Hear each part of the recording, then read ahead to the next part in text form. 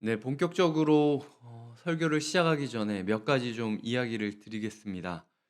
네, 일단은 히브리서를 넘어왔는데 제가 어 사실은 뭐 이렇게 매일 성경 읽기표를 막 열심히 막 미리 보고 설교를 미리 준비하는 상황은 아닙니다. 이 하루하루 거의 허덕이면서 지금 설교를 준비하고 있는데 우연히 제가 히브리서가 요번 달 말씀이라는 사실을 깨닫고 굉장히 운명적인 감사를 느꼈습니다. 왜냐하면은 저희가 지금 히브리서 11장 본문을 가지고 다루고 있는데 그전에 제가 히브리서 11 장을 선택할 때 히브리서 전체를 녹화를 하든지 아니면 기회를 만들어서 이야기를 드려야 되나, 전체 문맥이 어떻게 되는지를 고민을 꽤 많이 했거든요. 근데 솔직히 여력이 안 됐습니다. 여력이 안 됐는데 하나님께서 그런 제 상황을 이미 알고 계셨던 것처럼 히브리서 말씀을 이렇게 배려해 주셔서 그냥 하고 싶었던 이야기들, 그리고 히브리서 11 장을 우리가 묵상하면서 다뤄야 할 맥락들을 우리가 좀 다뤘으면 좋겠다라고 말씀하시는 것들을 제가 느끼곤 해요. 그래서 이 부분에 대해서 굉장히 큰 감사를 느끼고, 특별히 인제 저희가 곁에 있는 교회를 시작하고 나서 이루었던 말씀들, 이 새벽 기도의 녹화가 되기 전에도 그렇게 되기 전일 정도로 초기에는 저희가 요한복음 21 장으로 시작하지 않았습니까? 근데 그게 제가 하나님을 처음 만났던 그 본문이거든요. 그러니까 녹화도 되지 않는 그 열악한 상황 가운데서도 하나님이 설교 준비를 하지 않아도 될 정도로 제가 깊이 빠져 있는 본문을 주시면서 "지금 이 말씀으로, 소명의 말씀으로 처음을 시작하라."라고 이야기를 하셨고, 그다음에 다뤘던 모든 말씀들이 하나님의 섭리 가운데 마치 제가 너무 좋아하는 말씀들을 하나하나 다루고 계셨던 거예요. 그래서 지금까지는 요리할 때 재료들이 되게 많았습니다. 뭐 사무엘상이나 룻기나 뭐 이런 거는 그냥 펼치면은 뭐 1 시간도 2 시간도 이야기할 수 있는 책들이었어요.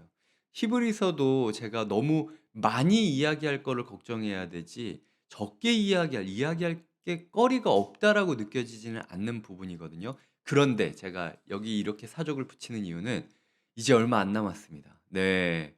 그 히브리서가 지나고 나면은 아마 제 기억으로는 레위기가 나오고 뭐 다른 게 나오고 막 이렇게 그럴 텐데요. 하나님께서 제 안에 계속 말씀의 은혜를 미리 부어 주지 않으면은 제가 때가 됐을 때 그것을 흘려보낼 수가 없습니다. 그래서 제가 이 말씀을 준비할 수 있는 시간이 확보되도록, 그리고 마음의 여유가 확보되도록, 그리고 가장 먼저 중요한 건 사실은 뭐 수도꼭지가 뭐 시간 내서 이거 돌린다고 은혜가 나옵니까? 그냥 은혜의 생수가 흘러야, 그냥 틀기만 하면은 그 은혜가 나오는 거죠. 하나님의 성령님께서 저를 매일마다 지배하시고 매일마다 교훈하는 삶을 살 수 있도록 기도해 주셨으면 좋겠습니다. 그래서 종종 많은 분들이 저에게 "설교 준비 어떻게 할 수 있냐?"라고 물어보는데, 아직까지는 하나님이 배려해 주셔서 그냥 굳이, 그냥 매일마다 저도 성도님들처럼 묵상하고 그래도 올라설 수 있는 상황인 거지 이제 얼마 안 남았다라는 거죠. 네, 그래서 기도 많이 해 주셔야 됩니다. 네. 그래서 이 마음을 가지고 함께 오늘 우리가 히브리서 말씀을 살펴보도록 하겠습니다. 오늘 히브리서 말씀은 이 두 구조로 이루어져 있습니다. 일단은 1 절부터 4 절까지를 나누실 수 있고요. 그리고 5 절부터 14 절까지를 나누실 수 있습니다. 그래서 요 부분에 대해서 조금 설명을 드리도록 하겠습니다. 일단 1 절부터 4 절까지를 보면은 지금 1 절부터 4 절이 몇 문장으로 돼 있는지 한번 살펴보셨으면 좋겠어요. 쭉 보시고 대부분 보면은 뭐 2 절에서 끊으시고 4 절에서 3 절에서 끊고 이제 4 절은 쪼끔 애매하다 생각하실 수 있는데요. 사실은 1 절부터 4 절까지가 한 문장으로 되어 있는 문장입니다. 원어로 봤을 때는 관계 대명사와 부사로 이어져 있는 한 문장이에요. 그리고 요즘 우리가 랩을 하면은 젊은 분들이 이 동일한 발음을 이렇게 라임으로 넣지 않습니까? 타 타 타 뭐 이런 식으로. 제가 뭐 여기서 랩까지 할 수는 없으니까. 자, 근데 여기 1 절부터 4 절까지는 프라는 그 강조죠. 이게 프가 발음 중에서도 굉장히 센 발음이지 않습니까? 그러니까 프 이런 식으로 계속 반복을 하면서 이게 하나의 라임을 갖추고 있는 문장이라는 거죠. 그래서 하나님께서 1 절부터 4 절까지를 한 문장으로 두시는데 원래 이례적으로 인제 이 문장이 들어간 게 대부분 이 당시의 편지에서는 그 발신자 소개를 합니다. 그러니까 인사를 하고 "은혜와 평강이 너희에게 있을지어다." 축복을 한 다음에 "내가 누구다."라고 이야기를 밝히면서 시작을 하는데 이 사람이 그걸 아예 시작을 안 하고 있어요. 마치 이 사람은 우리에게 말하고 있는 겁니다. 로마에 있던 유대 그리스도인 교회 너희와 나는 통성명을 할 사이가 아니지 않니? 내가 이런 사람이라는 것, 내가 이런 신앙 고백을 한다는 것만으로 너희와 나에게 있어서 소개가 필요 없지 않니? 라고 이야기를 하면서 시작하고 있다라는 거죠. 제가 방금 잠깐 이야기 드렸듯 1절부터 4절까지의 한 문장은 이 설교자의 신앙 고백, 그리고 이 수신자들의 신앙 고백을 묘사하고 있습니다. 그러니까 설교자가 나는 이러이러한 예수 그리스도를 믿는 사람이다. 그리고 너희 교회도 이러이러한 예수 그리스도를 주라고 고백했던 교회가 아니니? 내가 그걸 알고 있잖아. 마치 당시 익투스라고 해서 이 초대교회의 사람들이 핍박을 받았을 때 사람들이 이 사람이 로마의 밀정인지 우리를 죽이러 온 사람인지 아닌지를 판단하기 위해서 물고기를 이렇게 그렸습니다.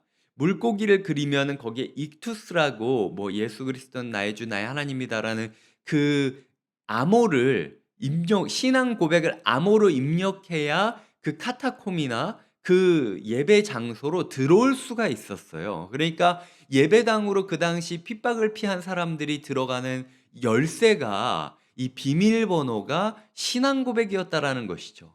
지금 이 사람은 그 교회로 들어가는 신앙 고백을 누르고 있는 겁니다. 너희는 나를 알지? 내가 이런 예수 그리스도를 고백하고 이런 고백하고 이런 고백하고 이런 신앙을 고백할 수 있는 거야. 라고 이야기를 하고 있다라는 거죠. 여기까지 우리가 종합을 해 본다면 첫 번째로 우리의 인생 가운데 우리가 예수 그리스도를 무엇이라고 고백하고 있는가? 우리가 예수 그리스도를 어떻게 신앙 고백하고 있는지에 따라서 그 너비만큼 우리가 들어갈 수 있는 깊이가 결정된다라는 것이죠.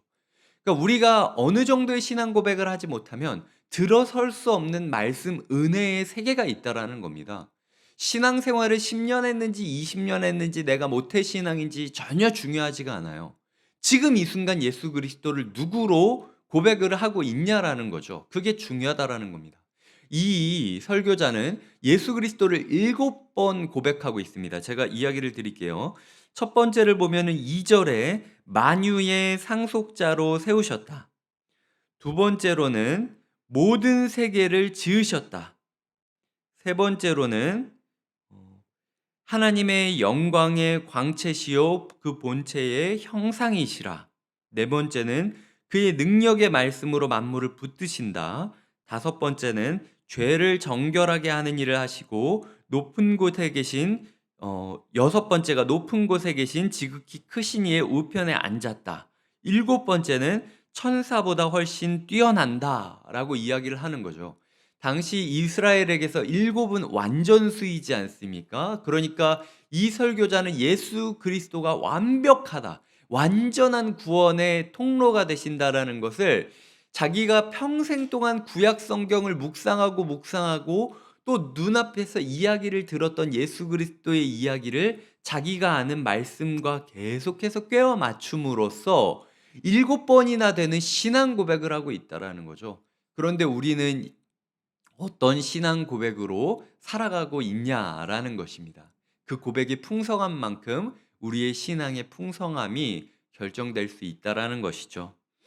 두 번째로는 하나님께서 말씀하시는 분이라고 존재를 이야기하고 있다라는 겁니다. 1절에 보면 여러 부분과 여러 모양으로 말씀하신 하나님이 이 모든 날 마지막에는 아들을 통하여 우리에게 말씀하셨으니라고 이야기를 하고 있어요. 그러니까 이 사람의 그 마음에는 하나님은 어떤 존재이냐? 말씀하는 하나님이라는 겁니다. 구약의 처음에 보면 태초에 하나님이 천지를 창조하시죠. 무엇으로 창조하시죠? 말씀을 보내시면서 창조하십니다. 요한복음에 보면 그 말씀이 하나님과 함께 있었으니 그 말씀 자체가 하나님이었다라고 이야기를 하면서 그 말씀이 예수님이었다라고 시작을 하면서 신약이 시작을 하고 있죠. 그리고 오늘 하나님께서 말씀하는 하나님이다라고 이야기를 하고 있다라는 겁니다. 이 두 번째 교훈이 우리에게 주는 교훈은 말씀을 듣고 싶어 하는 우리의 열망보다 말씀하고 싶은 하나님의 열망이 더 크다는 걸 인정하라는 거예요. 우리가 흔히 예배를 드리거나 기도를 하거나 찬양을 하거나 수련회를 가거나 여러 가지 집회를 받을 때 하나님을 붙잡고 바지끄댕이를 잡는 그 야곱의 심정으로 우리가 기도할 때가 많이 있습니다. 주님 말씀하여 주시옵소서. 제가 말씀이 너무 고픕니다. 하나님 아버지께서 말씀해 주지 않으면 저 정말 죽을 것 같아요. 라고 기도를 하는데 지금 설교자는 이야기하는 겁니다. 지금 이 사람들 누굽니까? 2세대 그리스도인이라고 제가 첫 주, 우리 처음 4월 17일 주간에 이야기 드렸어요.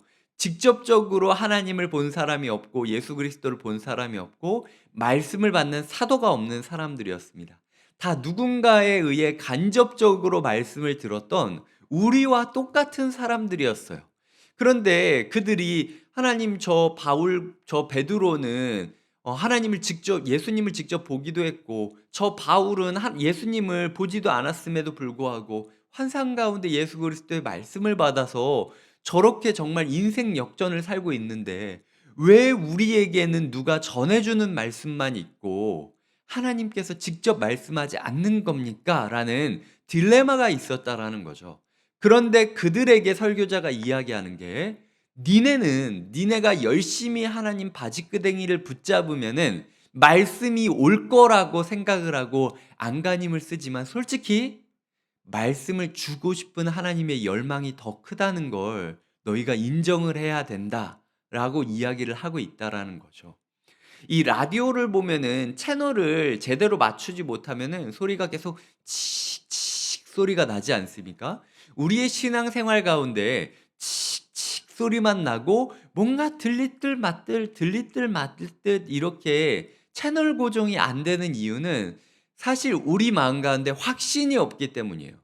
내 노력으로, 내 컨디션으로, 내 열정으로 하나님을 만나고 싶다. 그렇게만 만날 수 있다라고 생각하시는 분은 오늘 컨디션이 좋은 날은 뭔가 당연히 하나님을 만나야 될 것 같고, 오늘 컨디션이 안 좋은 날은 하나님을 당연히 못 만날 것 같은 좌절감과 불안감 가운데 휩싸이곤 합니다. 하나님이 나한테 침묵하시면 내가 뭔가 문제가 있는 것처럼 느껴지고는 해요. 그런데 주님께서는 너희의 컨디션이나 너희의 노력이 올바른 채널이 아니야. 거기에 너희가 역량을 집중할 필요가 없어. 단지 내가 너희보다 더 너희에게 말씀을 주고 싶어 한다라는 사실을 믿기만 하면 돼. 성경의 처음을 봐라. 나는 말씀하는 하나님이었어. 내가 말하지 않았다면 이 세상이 지어질 수 있었겠니? 요한복음을 봐라. 내가 말하지 않았으면 너희가 빛이신 나의 말씀을 받아들일 수 있었겠니? 너희보다 내가 먼저 말했던 거야. 하나님께서 오늘 우리 각자에 주시는 말씀들이 있습니다. 그리고 그것은 거부하려고 그래도 계속 외쳐질 거예요. 마치 듣기를 바라는 하나님의 요청이 이 성경 역사 가운데 수많은 저자들을 통하여 일관된 이야기를 하셨듯이 하나님께서 우리에게 계속해서 오늘 우리가 받아야 될 말씀을 말하고 있는 거예요. 24시간. 그 1분 1초를 계속 반복하셔서 제발 좀 들어달라라고 말씀하시는 하나님 앞에 딱 한 번만이라도 우리의 채널을 고정하면 우리가 하나님의 말씀을 들을 수 있다라는 거죠. 그 채널이 뭐라고요? 하나님은 말씀하는 하나님이라는 것. 나의 열망보다 나에게 말씀을 주기를 더 원하시는 하나님을 마주하시는 하루가 되시기를 부탁드립니다. 그리고 마지막으로 이야기를 드릴 것은 여기 보면은 5절부터 14절까지는 구약의 이야기들을 7번 반복함으로써 그가 신앙 고백을 왜 1절부터 4절까지의 내용으로 하게 되었는지, 왜 예수 그리스도가 다른 무엇보다도 우월한지를 설명하고 있는 것입니다. 그 당시에는 뭐 천사가 가장 뛰어난 존재라고 여겼는데 이거는 설명이 너무 길어지니까 여튼 중요한 거는 7번이나 그 구약을 총동원해 가지고 이 사람이 구약을 묵상하고 묵상한 끝에 '아 예수 그리스도께서 이 세상 모든 것보다 뛰어난 분이구나. 돈보다도 뛰어나고 권세보다도 뛰어나고 종교적인 경험보다도 뛰어나고 방언보다도 뛰어나고 은사보다도 뛰어나고 기적보다도 뛰어나고 천사보다도 뛰어난 존재. 오직 유일하게 우리 인생을 구원해 줄 존재가 예수 그리스도라는 확신을 지금 이 사람이 무엇을 통해서 경험했다고요? 구약 성경을 묵상하면서 경험했다라는 겁니다. 그런데 이 구약 성경을 인용한 구절이 조금 이상해요. 이 글자도 조금 틀린 게 있고요. 그러니까 우리가 봤을 때 성경이 1.1획도 틀리지 않는데 어떻게 이 성경을 인용한 사람이 우리가 본 구약 성경이랑 좀 말이 다른 성경을 인용하고 있는 거예요. 그렇게 부족한 인용을 하고 있다라는 거죠. 그 당시 사회에서 성경 원본이 발견되지 않았고 구전으로 전해졌기 때문에 이런 부분에 있어서 조금 맞춤법의 오류나 표기의 오류들이 약간 사본상으로 이 사람이 지금 70인역이라고 헬라어 히브 그 그리스어 번역본을 지금 사용을 하고 있는 건데 그러니까 우리말로 쳤을 때 한글 성경을 읽고 한글 성경으로 설교하는 설교자에게 있어서 원어로 성경을 보는 것보다 조금 발음이나 표기상의 문제가 있었던 게 당연했다라는 거죠. 그러니까 이 사람이 묵상한 성경이 한계가 있는 성경이었다라는 거예요. 거기다가 이 사람이 설교하기 전까지 그 누구도 신약 성경 안에서 예수님을 이렇게 볼 수 있다고? 이 구절을 가지고 예수님을 이렇게 볼 수 있다고? 라고 퀘스천 마크가 들 만한 구절들이 꽤 많이 있었습니다. 그래서 저도 이 구절을 묵상할 때 아니 어떻게 한 번도 이 구절을 이런 식으로 묵상하지 않았는데 이 사람은 이게 맞나? 라는 생각이 들 정도로 이 사람이 지금 구역을 인용하고 있어요. 하지만 하나님께서는 이거를 성경에 넣어 주셨다라는 거죠. 이게 중요합니다. 우리가 말씀을 묵상하고 설교를 들을 때에 부족할 수 있어요. 그러니까 우리가 성경을 해석하는 게 부족할 수 있고 우리가 성경 해석을 하는 게 연약할 수도 있습니다. 하지만 하나님께서 정말로 "야, 저 이야기가 맞아?" 라고 들려지는 그런 묵상까지도 하나님의 성령의 터널을 통과하면은 성경에 들어갈 정도로 놀라운 권위를 갖게 된다라는 겁니다. 그게 우리의 묵상의 힘이라는 거죠. 지금 이 사람이 바울도 아니었습니다. 이 사람이 베드로도 아니었습니다. 주님을 직접 본 사람이 아니었어요. 그럼에도 불구하고 예수 그리스도를 묵상하며 자기가 가지고 있었던 성경을 총동원해서 예수 그리스도를 이해하려고 노력을 했을 때 주님께서 그 새로운 이야기들까지도 성경에 넣어주는 놀라운 역사를 주고 계시다라는 것이죠. 그러니까 오늘 우리의 묵상하는 일을 포기하지 말아야 된다라는 겁니다. 나는 내 이 묵상집을 봤을 때, 아유, 그냥 이거 읽기만 하면은 낫겠다. 뭐, 내가 뭐 할 필요가 없네. 라고 생각이 들어도 묵상을 해야 된다라는 거예요. 하나님께서 나의 그 부족한 묵상들 가운데 오늘 내가 들어야 될 생명의 말씀을 전해주신다라는 겁니다. 그렇기 때문에 오늘 우리가 끊임없이 묵상하고 묵상하고 묵상하는 일을 포기하지 말아야 함을 하나님께서 말씀하고 계시다라는 거죠. 그리고 이 당시 사람들이 들었을 때 얼마나 쇼킹했겠습니까? 바울한테도 못 듣고 베드로한테도 못 들었는데 과연 도대체 이게 맞아? 라는 퀘스천 마크가 붙은 채로 이 설교를 시작하게 되는 거예요. 하지만 이 사람들이 그럼에도 불구하고 그래도 내가 이 설교를 듣는 이 목회자를 내가 알고 그의 신앙 고백을 내가 알고 있기 때문에 그가 예수 그리스도를 이런 마음과 태도로 믿고 있다면 그가 우리를 위하여 몸부림치면서 깨달았던 이 묵상을 내가 있는 모습 그대로 수용하는 것이 필요하겠다라는 생각을 하셔야 된다라는 거죠.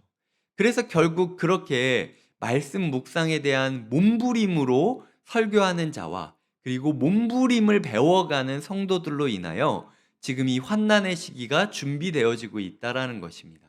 말씀을 맺겠습니다.